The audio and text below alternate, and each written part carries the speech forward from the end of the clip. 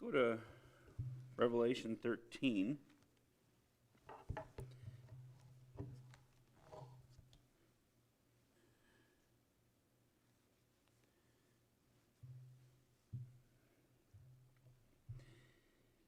And because it's been a couple weeks since we've been here, in Revelation, we'll go ahead and do just a real quick review, and then we will finish up our text that we began a few weeks ago. But we are now at the beast out of the sea. We're dealing with the Antichrist. And really a specific, that's still kind of loud, isn't it? Somebody got up here and shut this off again under the pulpit. Leave those preachers' kids. That's who I'm blaming. So the Antichrist is, at this point in Revelation chapter 13, he has reached the point of world domination. Prior to this, for 3.5 years, the Antichrist had come on the scene 3.5 years prior, but not so much as a global leader initially. I don't know that we see that anywhere in the Scripture. We do see, however, that he is going to come on initially as a man of peace. He is going to come on as a military leader primarily, is how he's going to appear for the first 3.5 years, is what we see in Daniel chapter number 11. At the beginning of the tribulation period, he confirms a covenant that it appears is already in place, but it's for the Middle East. You know, you see a lot of prophecy movies and stuff, not so much today, but at least those from the 80s and 90s and such, that they kind of depict the first 3.5 years as being a time of global peace. I don't know that we see that anywhere. But what we do see is that in the Middle East, this man, whoever this Antichrist is going to be, somehow confirms a covenant that brings peace over the nation of Israel with the countries surrounding her that have been trying to eliminate her for several thousand years. And that is going to gain him a lot of popularity. But he is going to maintain that peace in the Middle East by war. Revelation chapter 6 depicts him as going forth conquering and to conquer. And while he is bringing peace to the Middle East, nobody really likes that whole idea, or at least the way he does it, and so he has to maintain that through war. And we see there in the second seal, the peace is taken from the earth, and so basically we see World War III beginning to take place, and all the fallout from war. You'll have famines, pestilences, and then we see that death follows that as well. So there's a lot leading up to this. The temple is going to be rebuilt over those 3.5 years. Over those first 3.5 years, you're going to have the two witnesses prophesying and preaching to the nation of Israel. And the whole time, armies are going to try to come against them, and nobody's going to be successful. But at the midpoint of the tribulation period, Daniel tells us that the Antichrist is going to move his tabernacles, and he's going to plant them in Jerusalem. And when he does that, somewhere around this midpoint, he is going to be killed, or it's going to appear like he is killed, and he is going to raise from the dead. And that's where we're at here in chapter 13. In chapter 13, we have the rise of the Antichrist, and really at this point is the resurrection aspect. He has been killed. We see that one of his heads is wounded, verse number 3, unto death, and his deadly wound was healed, and the world wandered after the beast. So this is that resurrection that takes place. When we think about this, up to this point, there has been a 10-nation, 10-king kind of confederacy that has been ruling the world over those first 3.5 years. And what we see in Daniel chapter 7 in particular, that among these 10 kings, which are depicted by 10 horns in Daniel chapter number 7, another little horn rises up, and he is going to cast down 3 of those horns. He's going to pluck them up. He's going to subdue those 3 kings. I don't think he actually eliminates them, because what we see at this point is there's still the 10 kings, because he has the 10 horns, this beast does. But the Antichrist now has overpowered them. He has gained ascendancy over them. And so now he is the world dictator. What we see going on here as we move into the last 3.5 years is there is a global dictator, there is globalism, there is a communistic type economy and politics that's going on. And a year ago, we would have thought this is something that's going to be a radical thing that comes on the scene. There's going to have to be some big, almost like a miracle to just get people to give into this type of thing. But we're seeing it right now. And all of this stuff is the workings. It is preparing the world for the Antichrist. Some of us, at least as of this morning, took part of this wonderful communistic benefit that just came out. The socialistic redistribution of wealth to every single person. I'm always glad to get a few extra bucks or a few $100s or whatever it is, this stimulus package that's coming out. But, all this is a prep. It is getting people to depend upon the government. And we know what's going to happen next.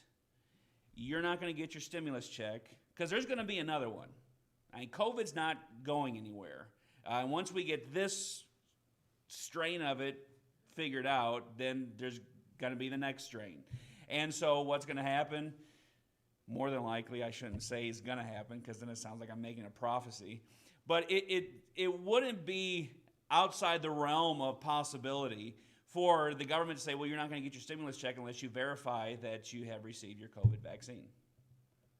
And that's where this is where this whole thing's going to go. And I'm not saying yes or no on the vaccine, whether or not you should get it.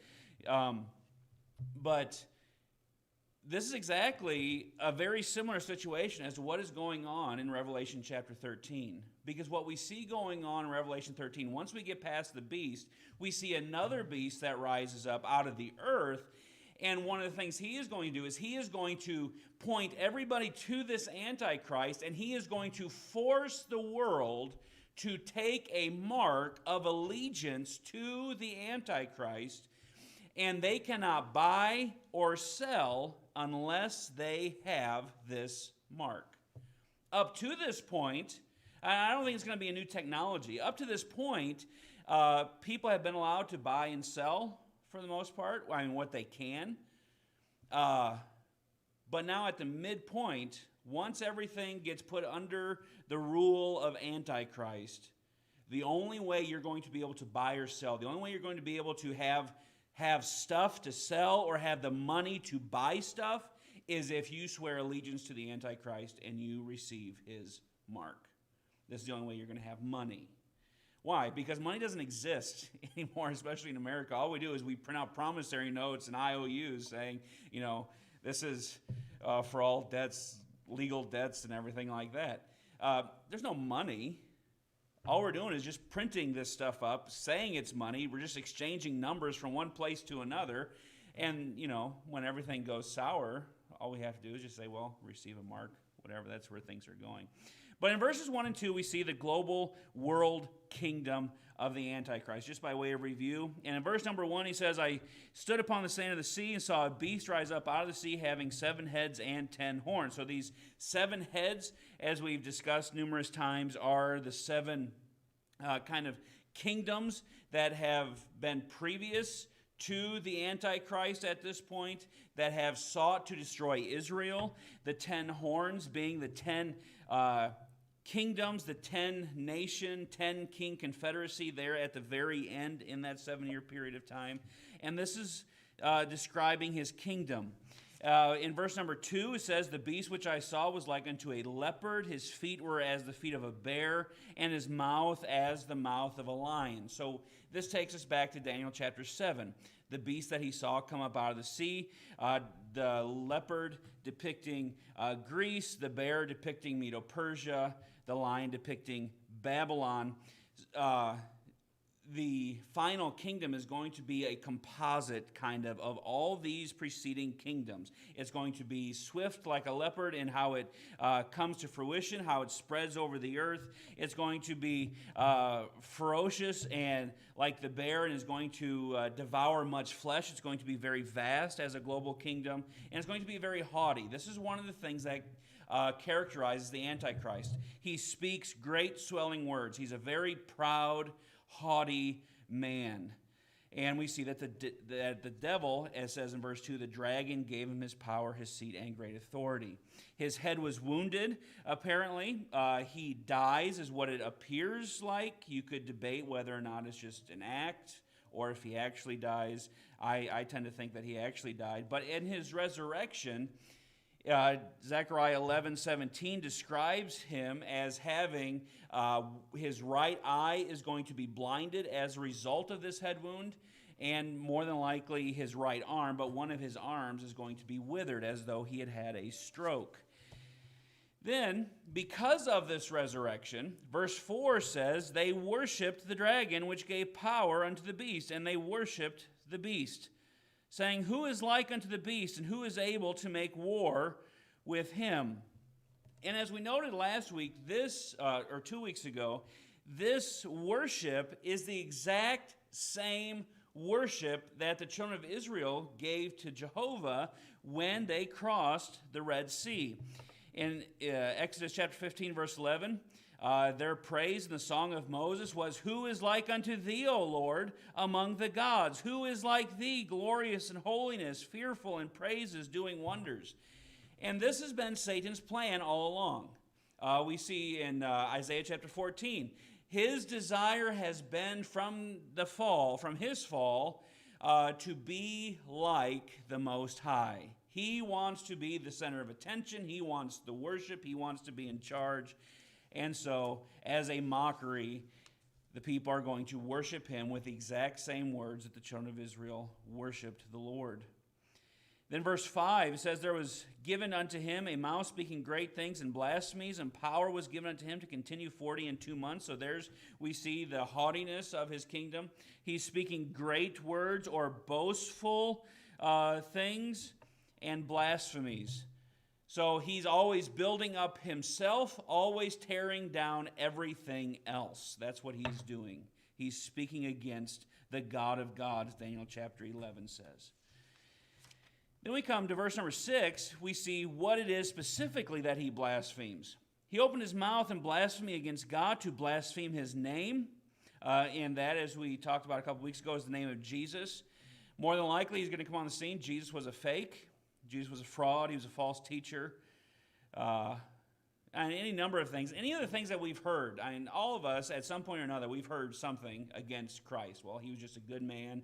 He was a false teacher. He was out of his mind. And then there's some on the lunatic frenzy that say, well, Jesus never really existed. And I've met people like that. And, that is just the spirit of Antichrist. That's the mystery of iniquity that Paul talks about in 2 Thessalonians chapter 2. His tabernacle, he's going to speak against the tabernacle, which, as we saw in the previous chapter, is in heaven.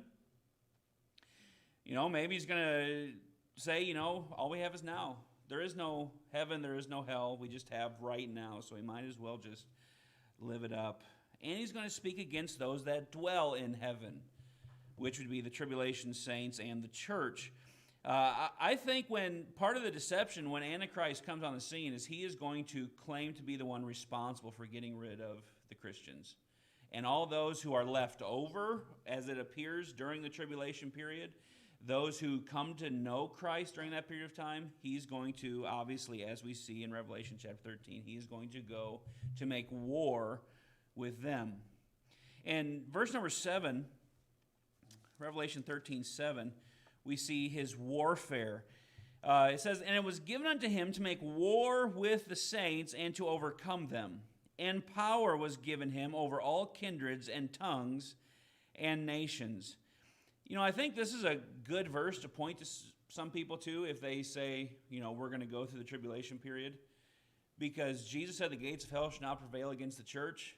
And here Satan is given power to overcome the saints. But one of the things that we see here is not only is there going to be a tremendous period of anti-Semitism.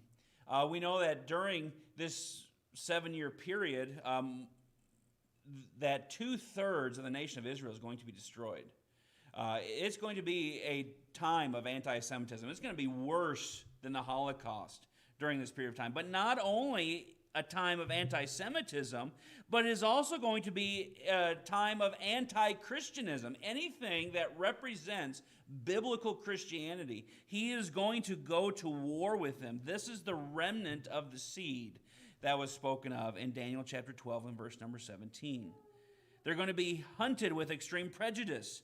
You remember in Revelation chapter number 7, we have that innumerable multitude of Gentiles that are in heaven, and they're praising God, and they're the ones that came out of great tribulation.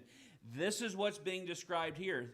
These saints that he's going to make war with are those saints in Revelation chapter 7 that are holding the palm branches. And as a result of this war that he makes, he is going to cause fear upon people. Verse number 8 says, "And all that dwell upon the earth shall worship him." Now, I'm not 100% sure if this is a true worship or if they're doing this simply out of fear. It certainly seems that they would be doing this out of fear, because they're either going to worship the Antichrist or they're going to die. Those are your only two options at this period of time.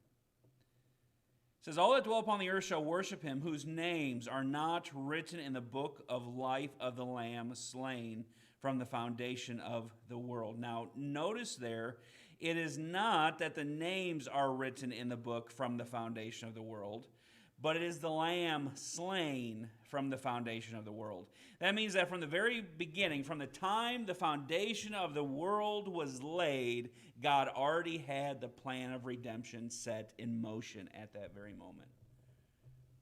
God wasn't caught off guard when Adam and Eve sinned.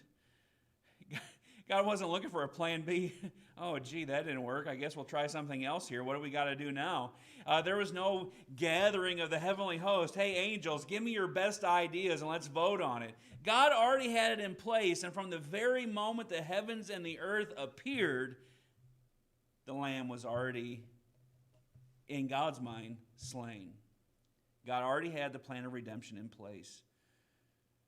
But it's all those whose names are not written in his book of life that are going to worship the beast.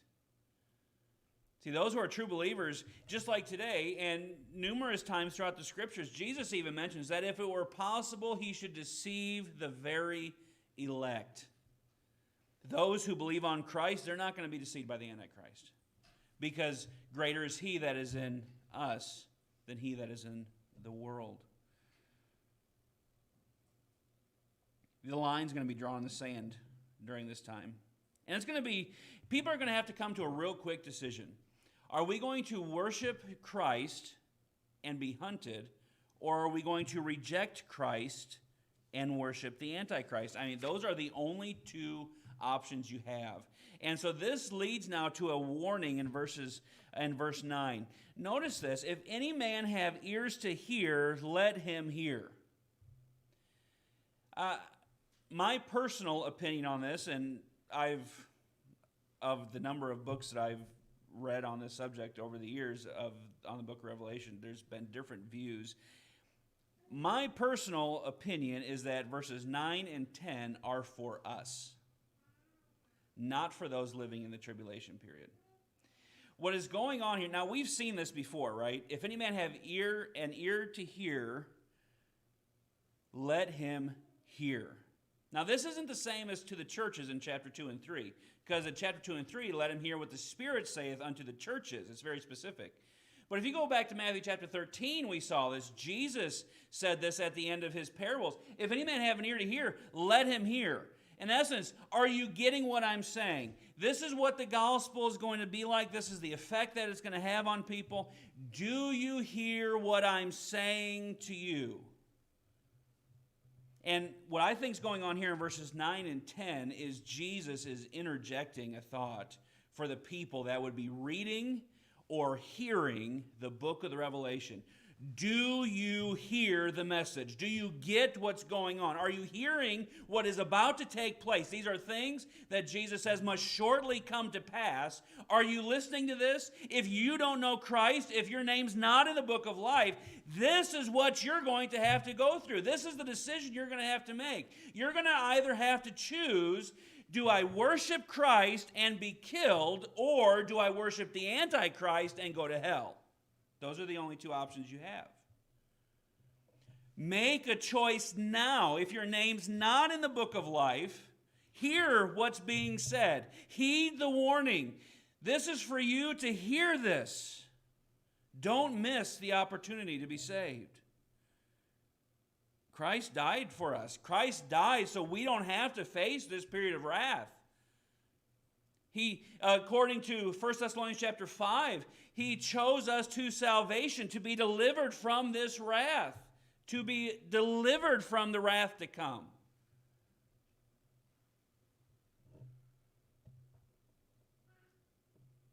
And then He gives an encouragement to believers. Verse number 10.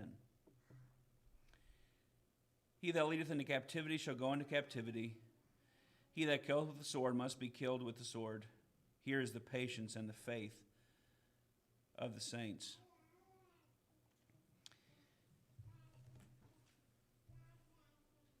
Christians for the last 2,000 years have been seriously persecuted. And what we're seeing here in America until late, for the most part, is something that's been kind of unusual. Even at the founding of our nation, just prior to the founding of our nation, before our independence from England, it was illegal to be a Baptist, a Bible-believing Christian in America. It was that way in England. It was that way in Europe. It was that way everywhere else. So this, what we've seen here in America that is coming to an end, has been kind of an unusual experiment. But it's coming. But believers have always faced persecution. Paul tells the Philippians, it's given to you not only to believe on Christ, but to suffer for His sake. So believers suffer. Believers have been put in jail. Believers have been put to death on account of their faith. And what Jesus is telling the church here, I believe, is that those that have been put in jail, those that have been killed, God is going to make recompense for that. God is going to bring vengeance upon those people during the tribulation. Those that have killed believers, they will in fact be among those that are killed during the tribulation period. Those that have imprisoned believers, they will in fact be imprisoned as they suffer God's wrath.